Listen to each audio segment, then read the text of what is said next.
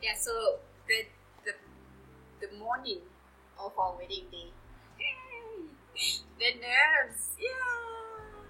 I was panicking. I don't know. I was having cold feet. I was thinking, yeah, not cold feet like I'm just gonna suddenly run away, but whether or not can I do this, you know? Yeah. Oh, Hey, I never had it. is it? Oh, I was coming there to get my wife. Because I was like, yo, do I even know what it is to be married? Do I know what? Obviously, it wasn't me. We all know it wasn't me. But those things came to my mind to say that, what do you even know about marriage? Have you heard what people say about marriage? Like all the stories, even, you know, so all these negative things were coming and they were just really heavy, like it was real. Look, if you're ever in a panic attack, this is what you should do. Just go pray. So I just took my earphones and then I just went outside. Because now, you know, everyone, there are people everywhere. You don't have space to do anything. You don't have privacy, you know. But there's a little konanyana at the back at our house, like, just there. I just went there and I just started to worship. I told God that, dude, I'm panicking, you know. And you know what? The thing that God said to me was just so powerful because it's what I'm using whenever I feel like I can't do something. I just remember it. He said that you are married, you've been married to me and you can't see me. So what makes you think you can't do it with someone that you see, that you can see? You know, and then he's like, just take your marriage as salvation. Because salvation, first of all, when you get into relationship with God, there are some things that you let go of. And I did that already. So he's like, you've been through this with me. You know, so he's like, you got this, you can do it. Just always remember that in as much as you love me and you can't see me, you'll be able to love your husband that you can see. And you will be okay. And after that prayer, panic gone. Bona, I was ready. I was happy. Dude, I was happy from 7 o'clock in the morning until 12 at night. Even I didn't even sleep. I was ready for it, man. Well, actually, no, I wasn't tired. Really? Like the whole day, I wasn't tired. I actually, like, at the end of the night, my friend came back, he slept because we were still inside, and he had disappeared. I don't know where he went. As if he knows Claxton. He just goes there. Just goes somewhere. Yeah. And then when he came back, I actually had to drive him to the lodge where my father-in-law had shown me. Then everything just started to happen. But, guys, let me tell you something about me. I didn't know anything about anything that was happening about the wedding preparations. I literally just came. Same I also attended my wedding. Same here. I wasn't in the planning. My mom tried to put me in the planning. But this is the thing. I know myself. I'm not a planner. So I can easily get overwhelmed. So they prepared everything. My aunt got a tent at an affordable price. Yeah, the tent was 1.2 and it came with 50 chairs. The day before the wedding, there was no decor. We found decor Saturday morning. We were just going with the flow. And I think that just defines us, man. We just go with the flow. We are not fussy people. We can get fussy. But for this one, we just wanted to get married. Yeah, I mean, if we had just skipped everything, we would have just stood in front of the pastor and maybe our parents and did it. But you know, again, I kept telling God that, God, if there are people coming to my wedding, they have to hear your word. If they, like, that's the only reason I want them to come. Yeah. And I actually prayed for each person who RSVP'd, especially for my friends who are not born again. I prayed, that, what, may they receive something from my wedding, may it change their lives. Yeah, that's what I did. What were you doing? Well, I was seeing my friend Nigel, Pastor Sam, and a few other people started coming in, like, one by one, here, there. I couldn't find my dad. I don't know where my dad went. But, yeah, he's a grown man. So. But I was really relaxed. And people kept asking me, dude, are you nervous? How are you feeling? I'm like, okay, I'm actually excited. I can't wait to get this done and over with, so I can get my wife and go home. So that's really what was happening. And I actually changed into my clothes like way before we even started. And they were even done with makeup. Like we were done. Sorry, baby. By the way, this this is what I've learned, that we take on so much of what the world tells us, which is not true. You know, like for instance, I asked my husband, because everyone that I spoke to were like, weddings don't start on time because the bride is always late. And I told you, and I'm like, but why does the bride have to be late? And you told me that no, you don't have to be late. And actually, I took that and I was ready. The decor wasn't ready, everything else wasn't ready, but I was ready. And the lesson that I learned from that was that, guys, you don't have to take the things that the world gives you as truth.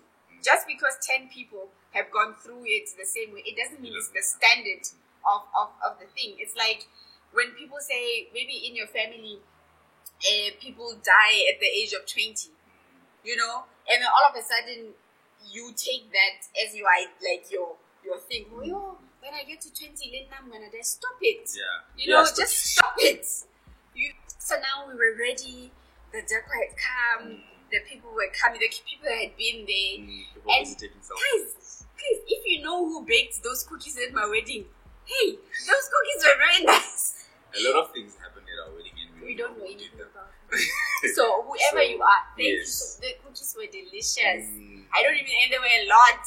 So I don't know who baked, but wait, what cookies? There were those biscuits. I didn't have them. You didn't have biscuits? People were busy having biscuits at my wedding, and I didn't get any.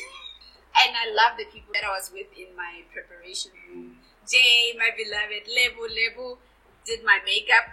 Even today, she did my makeup. She will always do my makeup. Just so you know. Yeah.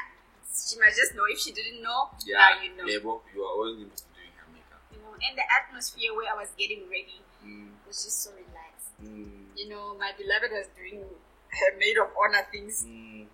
You know, because Nale J, we decided that she's the maid of honor way before. So, like, way before. You know, she was like, no, beloved, I'm your maid of honor. She knew her position in my life, to say that. She has always been the person who was, like, the reason I call her my beloved is because him and I were so uncertain. So in the church that we used to go to, a beloved is a boyfriend and girlfriend. So because I couldn't have him, she took the place of beloved, and I never called him my beloved. The beloved position, till today, she's beloved. She is beloved. Yes. I stepped right straight into her husband. You're never boyfriend. That's how I do it. Straight into husband.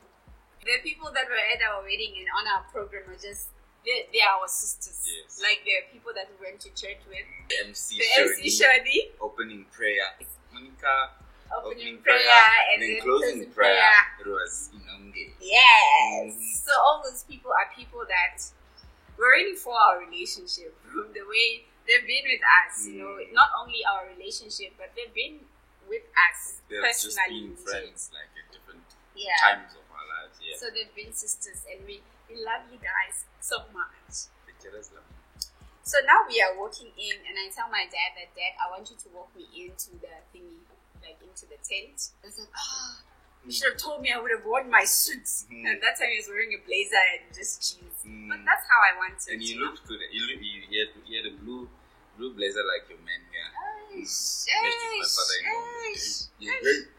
Yeah, so we went in, and you know, at that moment, it's just something else, because I was nervous, my knees were shaking, and it just symbolized when I was learning to walk.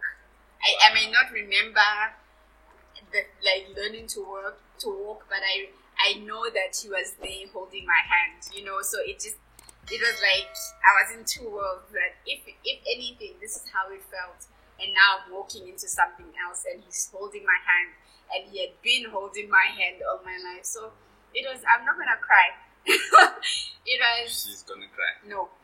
I didn't cry even at my wedding. I was like. The makeup was... The thing is, you can't see under the lashes. Yeah, the eyes are red. Yeah, so it was just a beautiful moment. He told them, tell the MC that everyone must sit down.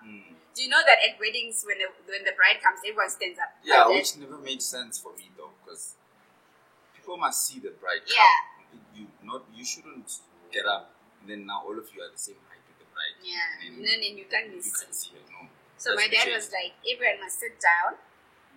And then he was like, because now I wanted to rush. Like, I just wanted to walk, and then get there. And he was like, no, take your time. And he was holding my hand. Because another thing is, we didn't rehearse. Yes. We didn't rehearse anything that happened at our wedding. Everything was spontaneous. Everything was just. It was And just we even had a singer at our wedding. Yeah. And a band. a small A small and a band. Mm. We didn't know that. We didn't know. Okay, for me, it was special because I've always played piano at everybody else's wedding.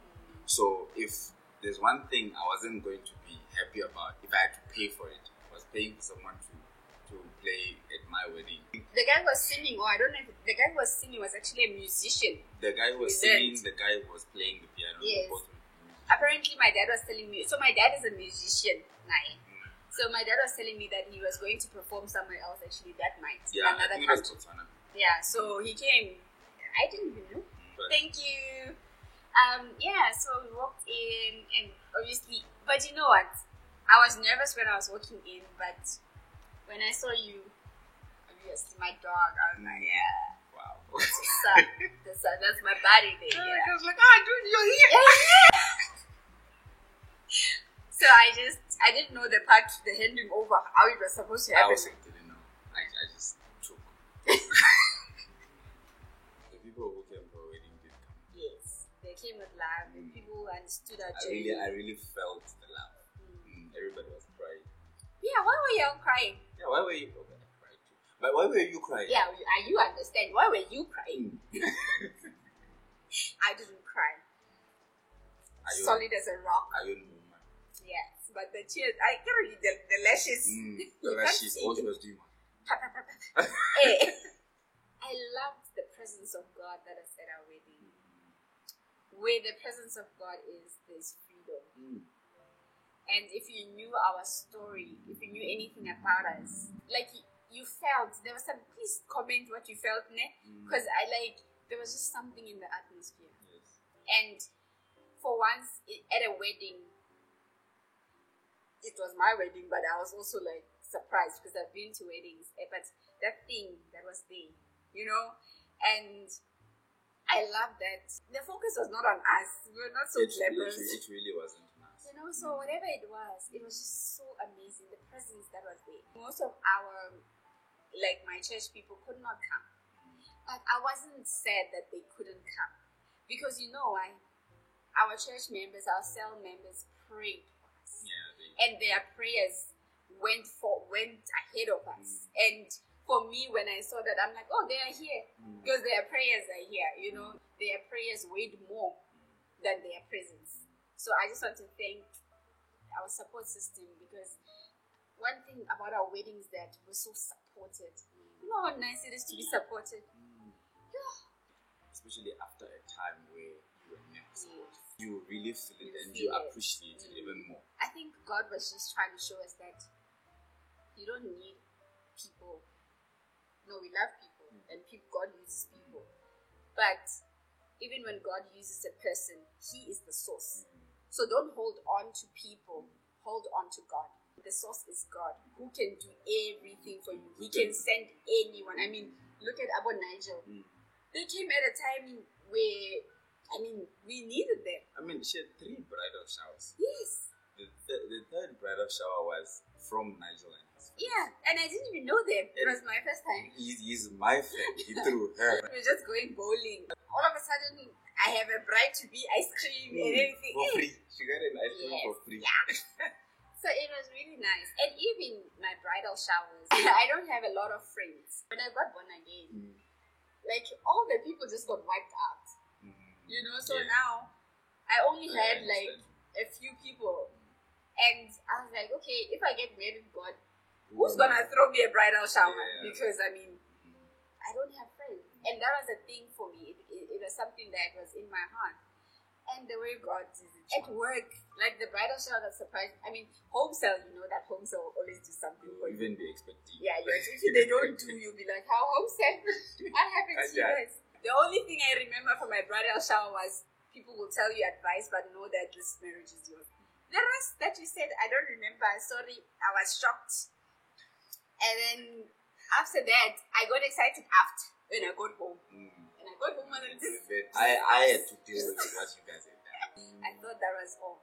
At work, we have a prayer group. Yeah, we have a women's prayer group. And I thought the women's prayer group was going to throw me a bridal shower. So I expected, there were only like 6 ladies or so. I was like, okay, 6 ladies, 6 gifts. Okay, that's cool. Hey, guys, the whole office, even the guys bought gifts. And it was a surprise. And I remember I was actually praying with someone and they were throwing me, I didn't know it was that day. They were throwing me a surprise bridal shower. And I'm busy praying there outside at work. And they came and then they called me. And then when I got it, I'm like, all these gifts. Oh, guys, we really are enjoying the gifts. Okay, they're in there. And so all these things, all these gifts that were bought, it was just too much. And I just thought that, you know what? I just need to seek first the kingdom of God and His righteousness. And all these other things that I want will be added unto me. So that is the lesson that I took